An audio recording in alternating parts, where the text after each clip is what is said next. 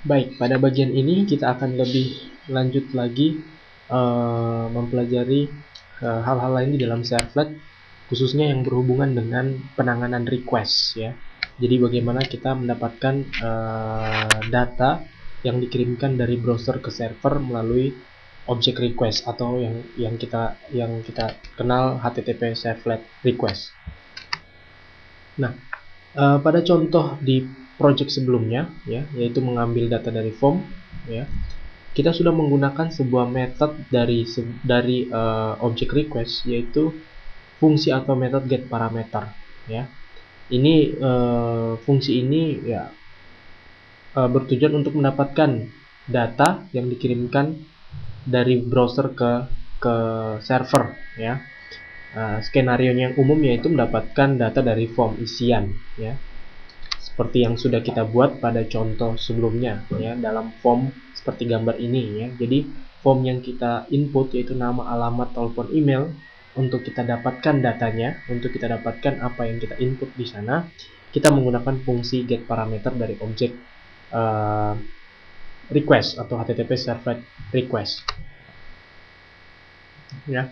Nah, kita bisa perhatikan contoh sebelumnya ya. Di sini saya tampilkan lagi contoh sebelumnya, yaitu read servlet ya. Di sini kita bisa lihat fungsi getParameter ya, yang kita dapatkan dari object request. Nah, object request ini adalah HTTP servlet request ya, di bagian atas ini kita lihat. Oke. Nah, HTTP servlet request ini dapat kita panggil metode getParameter ya. Metode getParameternya berfungsi mendapatkan data dari form ya, seperti pada slide sebelumnya tadi, yaitu nama, alamat, telepon, dan email. Nah, pada contoh ini kita mengambil masing-masing data ya, kemudian kita simpan dalam variabel nama, alamat, telepon, dan email yang bertipe string. Nah, kemudian kita cetak menggunakan outPrintLine. Out itu adalah objek bertipe printWriter yang mengenkapsulasi response getWriter. Masih ingat ya, kalau kita memberikan output atau mengirimkan respon ke browser, kita menggunakan objek HTTP servlet respon, yaitu respon. Nah, dalam hal ini kita enkapsulasi menggunakan printWriter, yaitu out. Nah, sehingga kalau saya tulis outPrintLine, apapun teks yang ada di sini akan dikirimkan ke browser ya. Jadi di sini kita mencetak konten ya, yang nantinya akan ditampilkan di browser. Nah, selanjutnya selain getParameter, kita juga dapat menggunakan metode lainnya di dalam object request, yaitu getParameterValue. Ya, fungsinya untuk mengambil data dari elemen-elemen form dengan nama yang sama. Kalau tadi kita mengambil pada elemen form tetapi namanya berbeda, yaitu alamat, nama, email, dan telepon. Nah, bagaimana kalau misalnya dalam beberapa elemen form ya, itu memiliki nama yang sama? Biasanya ini terjadi pada form atau elemen form berjenis radio atau checkbox ya.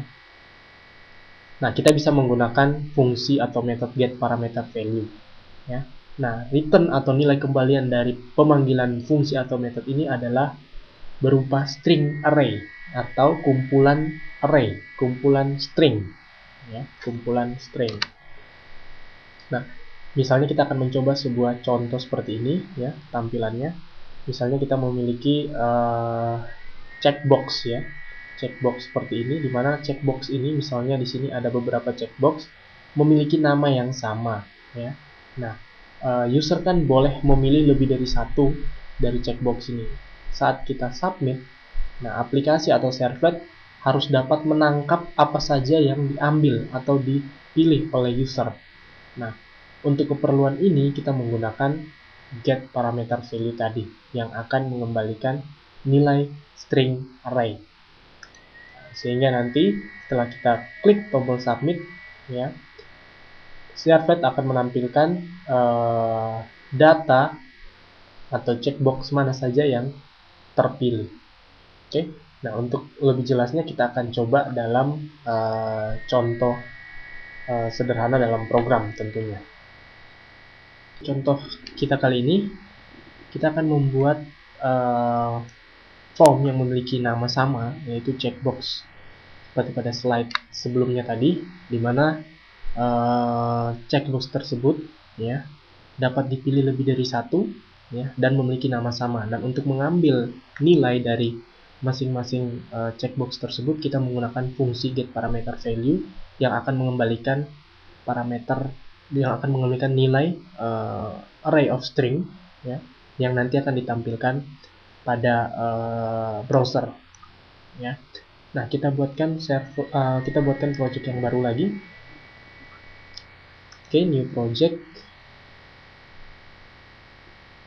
Kita beri nama projectnya adalah misalnya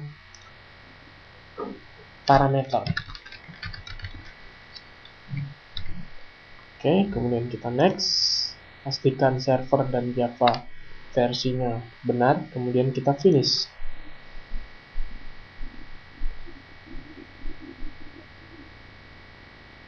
Oke, kita tunggu beberapa saat.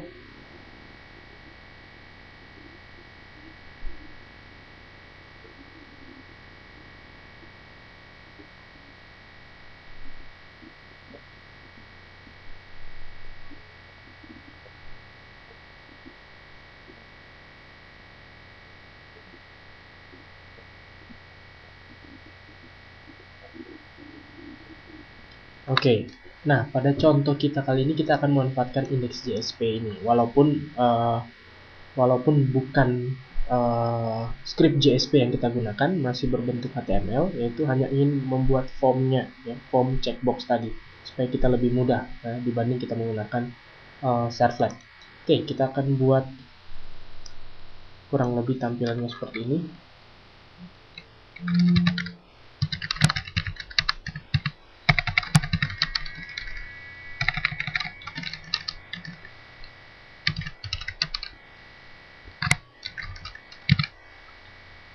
Oke, kemudian kita buatkan formnya seperti ini. Oke.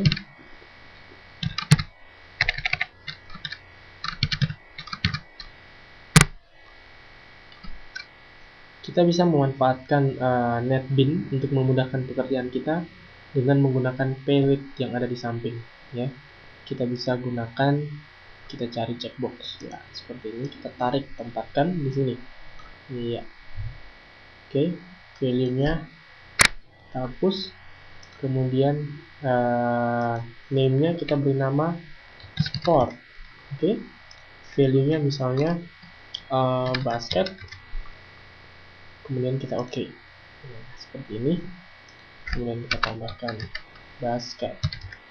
Oke, selanjutnya kita buat lagi yang berikutnya. Langkahnya sama, kita klik di child-nya, kemudian kita pilih checkbox, klik, tahan, kemudian drag ke P. Oke, kita namakan lagi dia sport, kemudian kita ganti misalnya sepak bola. Oke, kemudian kita tulis sepak bola. Oke, kemudian kita tambahkan lagi, kita gunakan checkbox seperti ini, tempatkan, masih sama sport, kemudian kita ganti misalnya renang. Oke, kemudian kita tulis renang, dan yang berikutnya sama caranya, tarik checkbox sport, kemudian kita ganti bersepeda,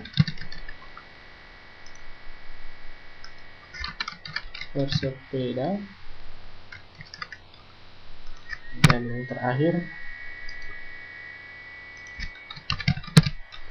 kita tambahkan lagi satu, namanya masih sport, kemudian value-nya kita ganti lainnya. Kita oke, kita tulis line ya.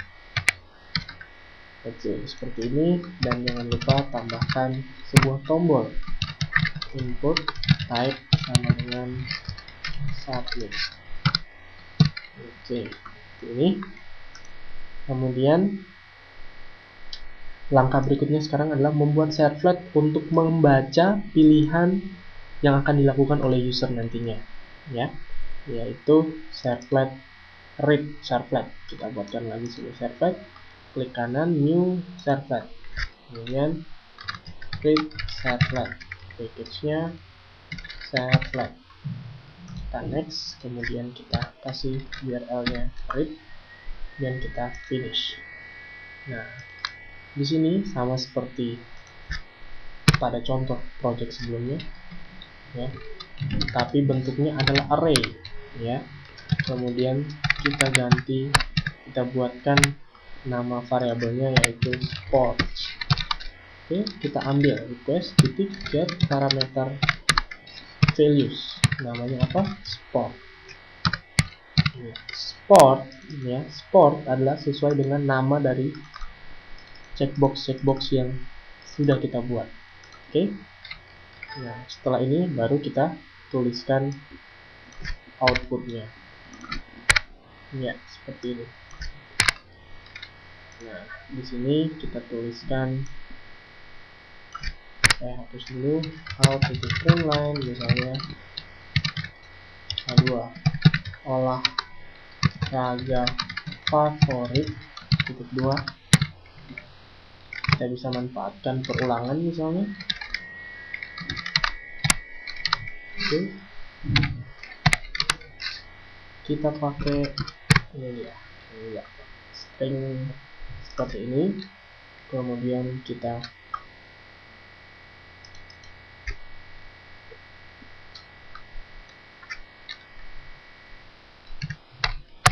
saya beri nama SP ya, biar gampang. Oke. Kemudian kita cetak out.println, kita kasih li,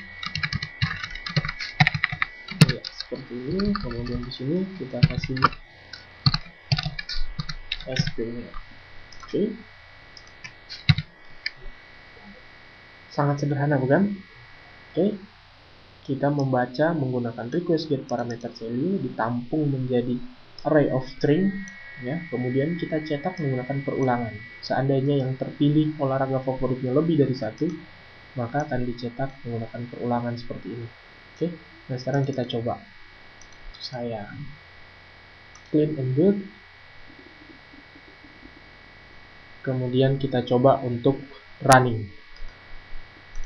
Oke, kita tunggu beberapa saat untuk NetBeans melakukan kompilasi dan deployment, kemudian running di browser.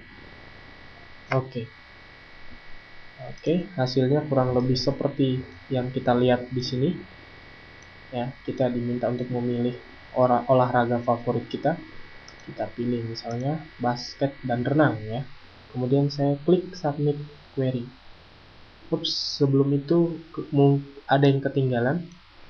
Saya batalkan dulu. Di index.jsp, di index.jsp kita perhatikan form, ya, belum mengakses servlet manapun. Ya, actionnya harus kita arahkan ke read dan metodenya harus post. Oke, kemudian kita running lagi. Oke, seperti ini. Kemudian kita coba. Ya, kemudian saya pilih submit.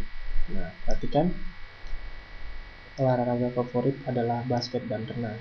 Kalau saya pilih saja.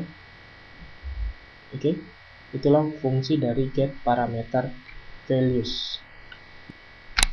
Fungsi atau metode berikutnya yang bisa kita gunakan dari object request atau HTTP servlet request adalah get parameter names.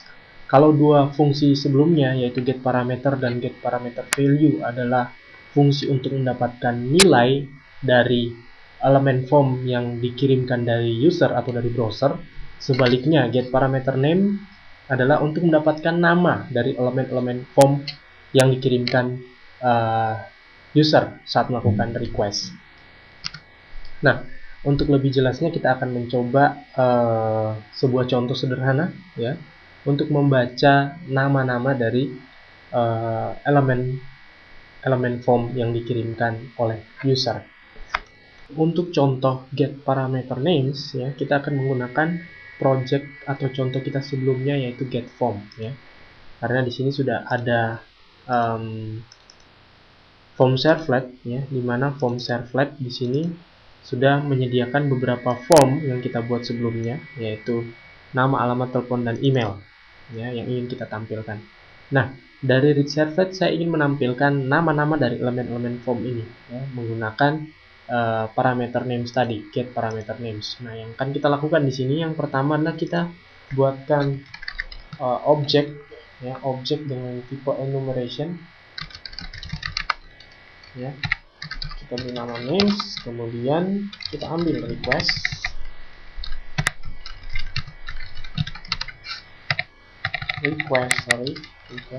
get parameter name seperti ini. Oke. Nah, dengan membaca pemanggilan fungsi get parameter names ini, dia akan mengembalikan semua nama elemen form yang diterima ya ke dalam object enumeration names. Nah, sekarang kita bisa cetak ya. Kita bisa cetak misalnya di bawah sini. Kita cetak menggunakan perulangan while ya, names titik has more element ya, selama masih ada elemen yang berikutnya ya, kita cetak out titik print line names titik next element. Oke, kita kasih DR seperti ini supaya bisa pindah baris. Oke, seperti ini aja ya. Jadi fungsi dari baris yang di blok ini adalah untuk mendapatkan nama-nama parameter dari form ya, mendapatkan nama dari elemen form yang dikirimkan. Kemudian untuk mengetahui nama-namanya, kita menggunakan fungsi atau perulangan while untuk mencetak nama dari setiap elemen yang ada. Nah, sekarang kita coba untuk menjalankan projectnya ya. Saya clean, kemudian kita coba run. Home. Oke. Outputnya kurang lebih seperti ini. Di sini akan terlihat bahwa servlet menerima elemen form telepon, alamat, email, dan nama.